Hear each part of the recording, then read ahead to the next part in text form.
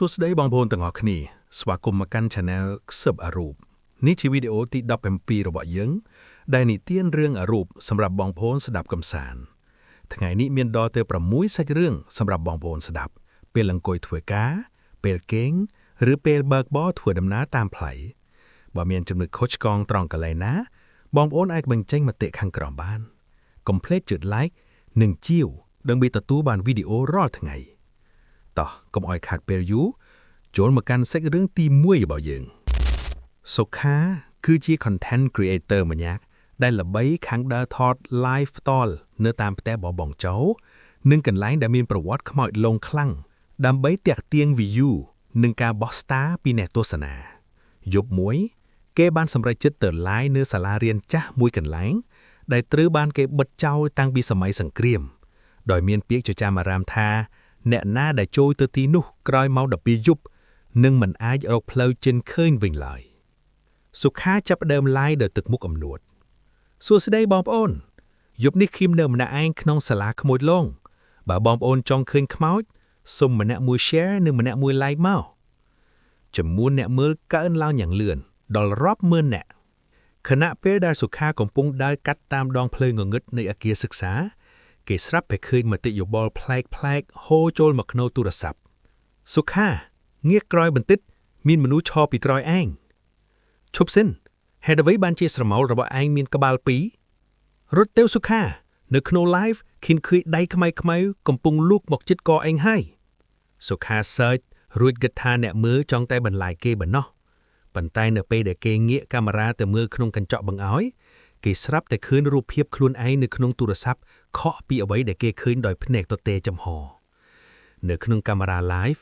មានស្ត្រីម្នាក់សក់វែងភ្នែកលៀនចងកជួបនឹងពីដានហោះតាមពីក្រោយខ្នងគេជានិច្ចប៉ុន្តែនៅពេលគេងាកមើលដោយភ្នែកទទេគឺគ្មានឃើញអ្វីទាំងអស់ភ្លាមនោះទូរស័ព្ទរបស់សុខាចាប់ផ្ដើមឡើងកម្ដៅខ្លាំងសំឡេងសើចកុកក្អិចបន្លឺចេញពីក្នុង speaker ទូរស័ព្ទអ្នកមើលចាប់ផ្ដើម comment ទាំងភ័យខ្លាចអូពេលរើយមើលមាត់សុខាទៅហេតុអ្វីបានជាមានដង្កូវហូរចេញមកសុខាស្ទុះយកដៃស្តាបមាត់ខ្លួនឯងគឺគ្មានអ្វីទេប៉ុន្តែនៅក្នុងអេក្រង់ live មុខរបស់គេកំពុងតែរលួយបន្តិចម្ដងសុខាភ័យស្លន់ស្លោព្យាយាមចុចបិទការ live ប៉ុន្តែប៊ូតុងនោះមិនដំណើរការឡើយផ្ទុយទៅវិញទូរស័ព្ទបានប្ដូរទៅជាកាមេរ៉ាមុខដៃឯកឯងសុខាឃើញមុខស្ត្រីខ្មោចនោះមកផ្អឹបជាប់នឹងកាមេរ៉ារួចលូកដៃចេញពីអេក្រង់ទូរស័ព្ទមកចុះបាច់កគេពិតឡាយឲ្យគេមើលទៀតទៅបង្ហាញពិភពលោកទៅថាឯងស្លាប់ដោយរបៀបណាខ្មោចនោះខ្សឹបដាក់ត្រចៀកគេអ្នកទស្សនារាប់ម៉ឺននាក់បានឃើញផ្ទាល់ភ្នែកតាមរយៈការ live នៅសកម្មភាពដែលសុខាត្រូវបានកម្លាំងដែលមើលមិនឃើញទៀងសន្ធឹងនៅអាកាសរួចហែកសាច់របស់គេជាកង់ឈាមហូរស្រោតពេញកាមេរ៉ាទូរស័ព្ទរហូតដល់អេក្រង់ប្រែទៅជាពណ៌ក្រហមងងឹតការ live បានដាច់ទៅទាំងអាចថាំបាំងព្រឹកឡើងប៉ូលីសបានទៅដល់សាលារៀននោះប៉ុន្តែពួកគេរកឃើញតែទូរស័ព្ទរបស់សុខាដែលធ្លាក់នៅលើដីចំណែកឯសាកសពសុខាគឺបាត់ដានឈឹងអ្វីដែលរន្ធត់បំផុតគឺវីដេអូ live យប់មីងមិនបានរក្សាទុកក្នុង Facebook ឬ YouTube ឡើយប៉ុន្តែអ្នកដែលបានមើលការ live ផ្ទាល់នោះតែងតែឃើញ notification លោតឡើងលើទូរស័ព្ទរបស់ពួកគេជារៀងរាល់យប់ម៉ោង12ថាសុខាកំពុង live ផ្ទាល់ពីក្នុងភ្នរបើសិនអ្នកណាច្រឡំចុចអញ្ជើញទៅមើលពួកគេនឹងឃើញមុខខ្លួនឯងនៅក្នុងវីដេអូនោះកំពុងអង្គុយយំក្នុងភាពងងឹតរងចាំវេនស្លាប់បន្ទាប់ចូលមកកាន់សាច់រឿងទី2របស់យើងវិចិត្រនិងលីដាជាប្តីប្រពន្ធថ្មីថ្មោងដែលបានសម្រេចចិត្តទៅជួលផ្ទះឈើបុរាណមួយនៅចៃខេត្តដើម្បីសម្រាកវិស្សមកាលផ្ទះនោះមើលទៅស្អាតនិងមានខ្យល់អាកាសបរិសុទ្ធប៉ុន្តែមានរឿងមួយដែលធ្វើឲ្យពួកគេឆ្ងល់គឺនៅជញ្ជាំងខ្នងផ្ទះមានបិទយ័ន្តពណ៌ក្រហមជារុងហើយម្ចាស់ផ្ទះបានផ្ដាំថាយប់ឡើងបើឮសំឡេងអ្វីនៅខ្នងផ្ទះដាច់ខាតកុំបើកបង្អោយមើលឡើយហើយកុំដើរទៅក្បែរជញ្ជាំងនោះឲ្យសោះយប់ទី1អ្វីហាក់ដូចជាធម្មតាប៉ុន្តែនៅម៉ោង2រំលងឧទាត្រៀតវិចិត្រត្រូវភ្ញាក់ឡើងដោយសារសំឡេងជូប โดยจิมีนนาเมเนี่ยកំពុងយកអណ្ដាតលឹតចិញ្ចាំងឈឺនៅក្នុងផ្ទះសំឡេងលឹតចិញ្ចាំងនោះកាន់តែខ្លាំងឡើងរហូតដល់ឮសំឡេងខ្សឹបខ្សៀវដូចមនុស្សស្រីយំដោយភាពចង់ដឹងវិចិត្រមិនបានស្ដាប់តាមសម្ដីម្ចាស់ផ្ទះឡើយគេលុបដាវទៅជិតចិញ្ចាំងក្នុងផ្ទះរួចអើតមើលតាមប្រហោងឈើតូចមួយអ្វីដែលគេឃើញនៅម្ខាងទៀតនៃចិញ្ចាំងគឺភ្នែកមួយធំពណ៌ក្រហមឈាមកំពុងសម្លឹងមកគេតាមប្រហោងនោះដែរវិចិត្រដកថយក្រោយទាំងតក់ស្លុតស្រាប់តែបង្អោយក្នុងផ្ទះដែលបិទជិតចាប់ផ្ដើមរញំយ៉ាងខ្លាំងមានដៃលែងស្លេះលូកចូលតាមប្រហោងឈើរួចព្យាយាមទាញយកយ័ន្តពណ៌ក្រហមនោះចេញបើកទ្វារឲ្យយើងចង់ចូលទៅដេកជាមួយសំឡេងនោះស្អកនិងធំក្លិនឆ្អាបដូចសពដែលរលួយលីដាដែលទើបតែខ្ញាក់ឡើងក៏ស្រែកយ៉ាងខ្លាំងនៅពេលឃើញស្រមោលស្ត្រីម្នាក់កំពុងលូនកាត់តាមដំបូលផ្ទះក្នុងសភាពដាច់ក្បាលចេញពីខ្លួនប៉ុន្តែមានតែក្បាលនិងក្រពះដែលហោះហើរក្នុងភាពងងឹតវាគឺជាអាបដែលកំពុងស្រែកឃ្លានឈាមវាព្យាយាមបុកជញ្ចាំងផ្ទះដើម្បីចូលមកស៊ីកូនក្នុងផ្ទៃរបស់លីដាដែលលីដាក៏មិនទាន់ដឹងថាខ្លួនមានផ្ទៃផងយ័ន្តដែលបិទនៅជញ្ជាំងនោះចាប់ផ្ដើមឆេះរោលវិញ្ញាណអាក្រក់នោះចាប់ផ្ដើមប្រែសក់វែងរបស់វាលូកចូលតាមប្រហោងពីដានរួចរុំប្រវត្តិកវិចិត្រព្យាយាមប្រើកាំបិតកាត់សក់នោះប៉ុន្តែសក់នោះកាន់តែរឹតខ្លាំងឡើងរហូតដល់គេដកដង្ហើមមិនរួចនៅពេលដែលយ័ន្តជុំក្រោយត្រូវរបេះចេញខ្មោចនោះបានទន្លុះបង្អោយចូលមកខាងក្នុងប៉ុន្តែភ្លាមនោះម្ចាស់ផ្ទះដែលជាគ្រូអគារម្នាក់បានរត់មកដល់រួចសូត្រមន្តការពារនិងបាចអង្គសែនដាក់ខ្មោចនោះបណ្ដាលឲ្យវាស្រែកយំយ៉ាងខ្លាំងរួចហោះទៅក្នុងព្រៃវិញបាត់ស្រមោលម្ចាស់ផ្ទះសម្លឹងមើលវិចិត្រទាំងទឹកមុខស្ងប់ឆ្ងាត់ខ្ញុំប្រាប់ហើយថាឲ្យជឿវាមិនមែនជាខ្មោចធម្មតាទេវាគឺជាម្ចាស់ទឹកម្ចាស់ដីដែលខឹងសម្បានិងអ្នកដែលមកឈ្លានពាននោះវិចិត្រនិងលីដាប្រញាប់ចាកចេញពីទីនោះទាំងយប់ប៉ុន្តែនៅពេលដែលពួកគេត្រឡប់មកកាន់ម្ចាស់វិញលីដាតែងតែមានអារម្មណ៍ថាមានអ្វីមួយលិតក្នុងរបស់នាងរាល់ពេលដែលនាងដេកលក់ហើយនៅពេលនាងឆ្លោះកញ្ចក់នាងឃើញស្នាមរាមដីខ្មៅនៅត្រង់ផ្ទុំរបស់នាងដូចជាសញ្ញាថាអាបនោះបានចំណាំនាងទុកជាអាហាររួចហើយចូលមកកាន់សัตว์រឿងទី3របស់យើងពិសិដ្ឋជាបុគ្គលិកក្រុមហ៊ុនម្នាក់ដែលទើបតែប្តូរការងារមកកាន់ទីក្រុងភ្នំពេញគេបានរកឃើញផ្ទះជ្វាលាយលើខ្នងដែលមានតម្លៃថោកខ្លាំងតាមរយៈកម្មវិធីជួលផ្ទះអនឡាញផ្ទះនោះស្ថិតនៅក្នុងបូរីចាស់មួយដែលស្ងប់ស្ងាត់នៅពេលទៅដល់គេឃើញម្ចាស់ផ្ទះជាស្ត្រីវ័យចំណាស់ម្នាក់ដែលតែងតែញញឹមយ៉ាងត្រជាក់និងមានក្លិនធូបជាប់ខ្លួនជានិច្ចស្ត្រីម្ចាស់ផ្ទះបានប្រាប់ពិសិដ្ឋថាក្មួយស្នាក់នៅចុះប៉ុន្តែដាច់ខាតគុំចាក់សោបន្ទប់ដេកឲ្យសោះហើយរាល់យប់ម៉ោង12យាយនឹងយកអាហារបំពន់មកដាក់នៅមុខបន្ទប់ក្មួយត្រូវញ៉ាំវាឲ្យអស់ដើម្បីឲ្យមានកម្លាំងពិសិដ្ឋគិតថាវាគ្រាន់តែជាការរាក់ទាក់ហួសហេតុរបស់អ្នកចាស់ក៏មិនបានចាប់អារម្មណ៍អីច្រើនយប់ដំបូងម៉ោង12យប់ចំពិសិដ្ឋឮសំឡេងជើងបារយឺតមកឈប់នៅមុខបន្ទប់គេ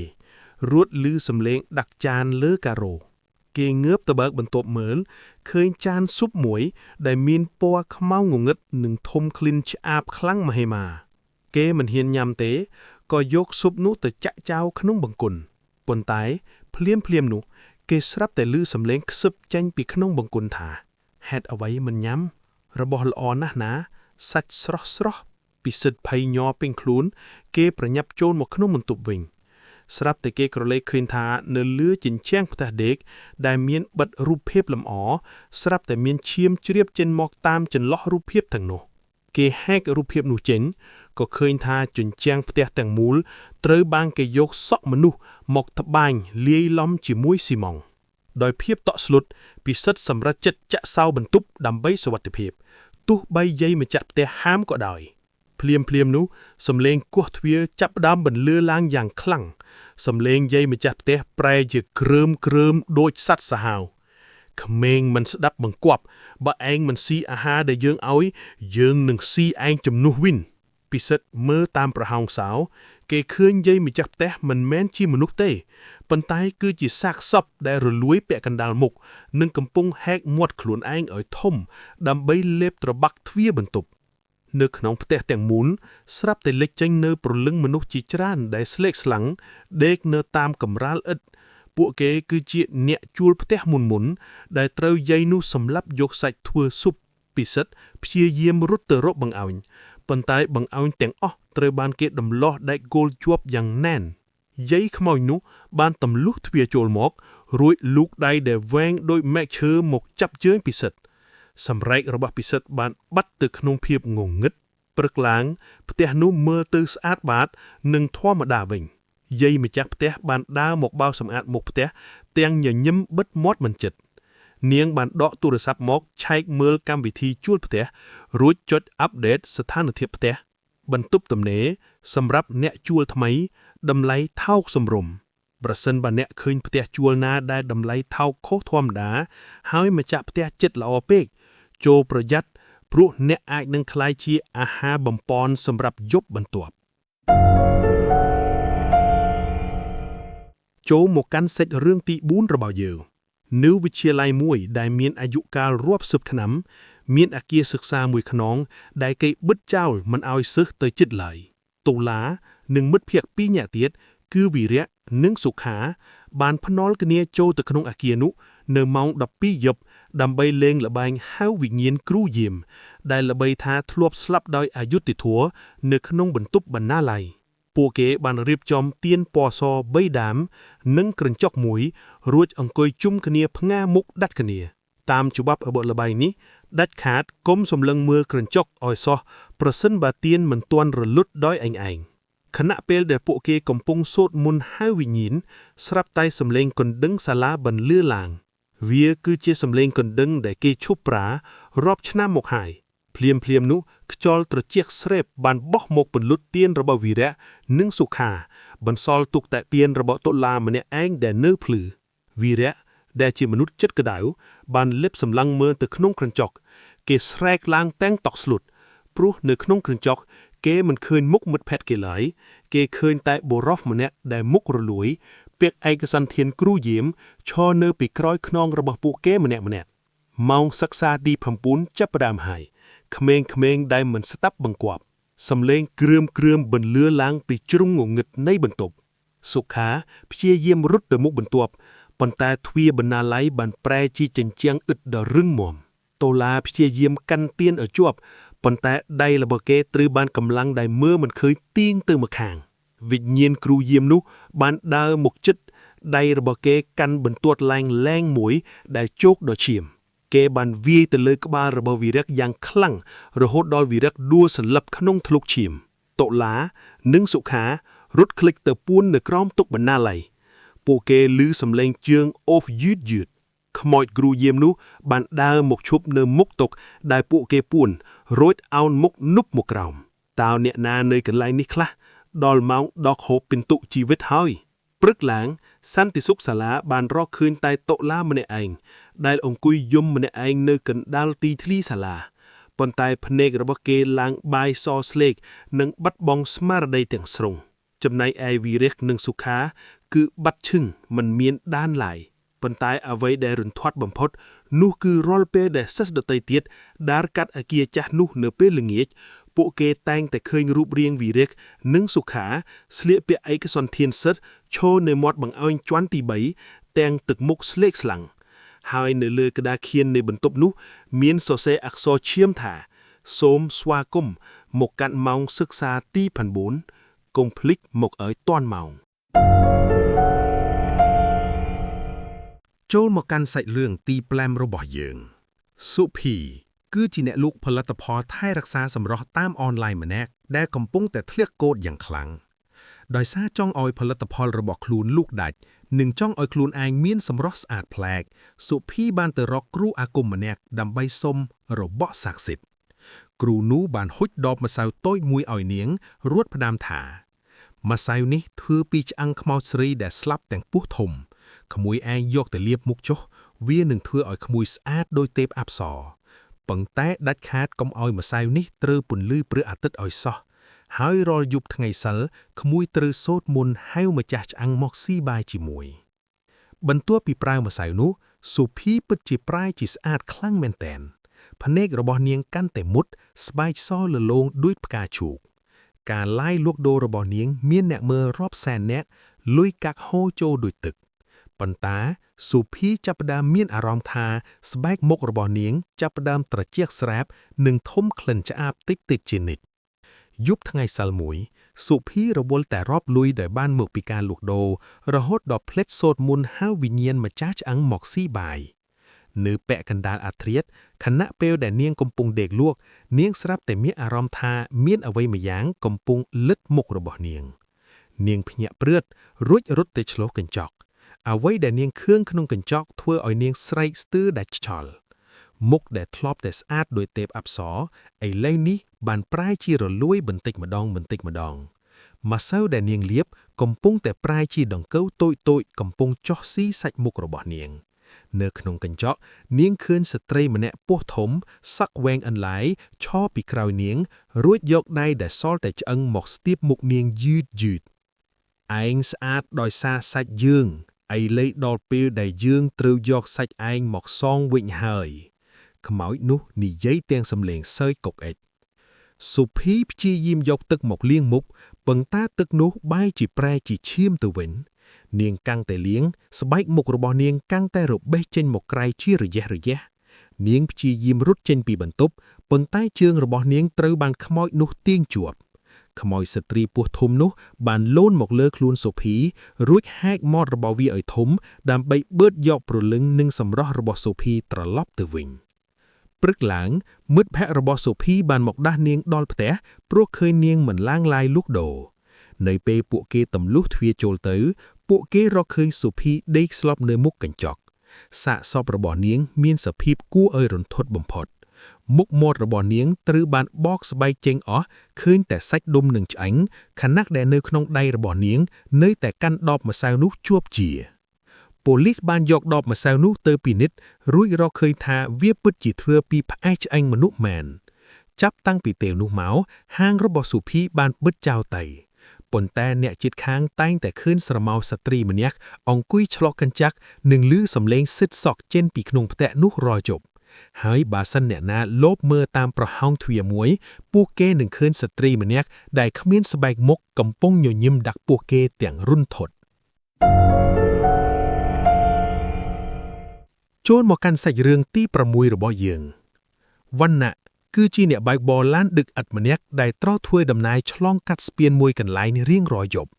ស្ពាននោះមានសភាពចាស់ទ្រុឌទ្រោមសង់ឡើងតាំងពីសម័យបារាំងនិងនៅទាវយប់មេឃតែងតែស្រអាប់និងអាប់អួរអ្នកភូមិប្រាប់តគ្នាថាស្ពាននេះឡងខ្លាំងណាស់ព្រោះកាលពីសម័យសង្គ្រាមមានកម្មករជាច្រើនបានស្លាប់ដោយសារបាក់ស្ពានកប់ក្នុងទឹកខ្លះទៀតត្រូវបានគេយកទៅបូជាដើម្បីបន់ស្រន់សាងសង់ស្ពានឲ្យបានសម្រេចនៅរាល់យប់ថ្ងៃសិលអ្នកណាក៏ដោយដែលហ៊ានបើកបរឆ្លងកាត់ស្ពាននោះតែងតែឮសំឡេងយំសោកនិងឃើញស្រមោលមនុស្សជាច្រើនដែលនៅក្រោមស្ពានយប់មួយវណ្ណៈកំពុងបើកឡានឆ្លងស្ពានទាំងងងុយដេកភ្លាមគេឃើញស្ត្រីចំណាក់ម្នាក់ស្លៀកពាក់ខ្មៅឈរនៅកណ្ដាលស្ពាននិងកំពុងគ្រវាយដៃឲ្យគេឈប់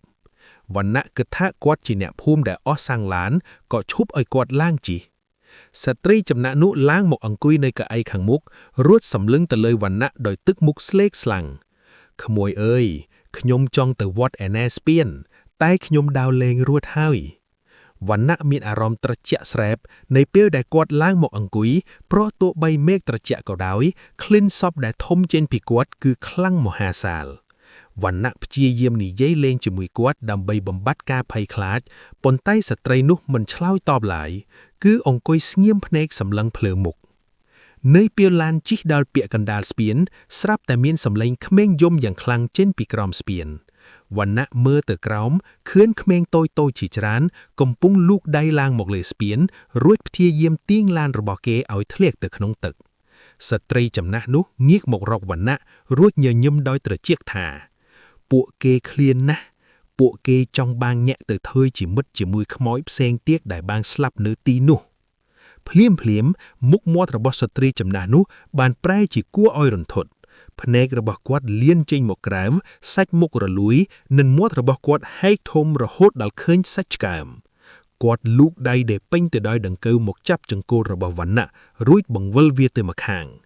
ឡានរបស់វណ្ណៈបាត់បង់ម្ចាស់ការនិងជ្រុលទៅបុកនឹងបង្គោលស្ពាងវណ្ណៈព្យាយាមរើបំរាស់ប៉ុន្តែស្ត្រីចំណាស់នោះបានប្រែជាវិញ្ញាណខ្មោចងងឹតរួចចាប់ទាញវណ្ណៈឲ្យធ្លាក់ចូលទៅក្នុងទឹកនៅក្រោមទឹកវណ្ណៈឃើញសាកសពមនុស្សជាច្រើនកំពុងសម្លឹងមកគាត់ទាំងភ្នែកលៀននិងព្យាយាមទាញគាត់ឲ្យលិចចុះទៅបាតទន្លេព្រឹកឡើងគេបានរកឃើញឡានរបស់វណ្ណៈដែលខ្ទេចនៅក្បែរស្ពានប៉ុន្តែសាកសពរបស់វណ្ណៈគឺរកមិនឃើញឡើយអ្នកភូមិតែងតែខ្សឹបប្រាប់គ្នាថាវណ្ណៈបានក្លាយជាចំណីថ្មីរបស់ខ្មោចស្ពាននោះហើយចាប់តាំងពីពេលនោះមកនៅរាល់យប់ថ្ងៃសិលអ្នកណាក៏ដោយដែលហ៊ានឆ្លងកាត់ស្ពាននោះតែងតែឃើញស្ត្រីចំណាស់ម្នាក់ឈរនៅកណ្ដាលស្ពានរង់ចាំអ្នកដំណើរថ្មីដើម្បីយកទៅធ្វើជាមិត្តជាមួយខ្មោចផ្សេងទៀតដែលបានស្លាប់នៅទីនោះជានិច្ចរឿងព្រេងនិទានថាស្ពាននោះនឹងបន្តយកជីវិតមនុស្សជារៀងរាល់ឆ្នាំដើម្បីរក្សារចនាសម្ព័ន្ធរបស់វាឲ្យនៅរឹងមាំជានិច្ចជារយ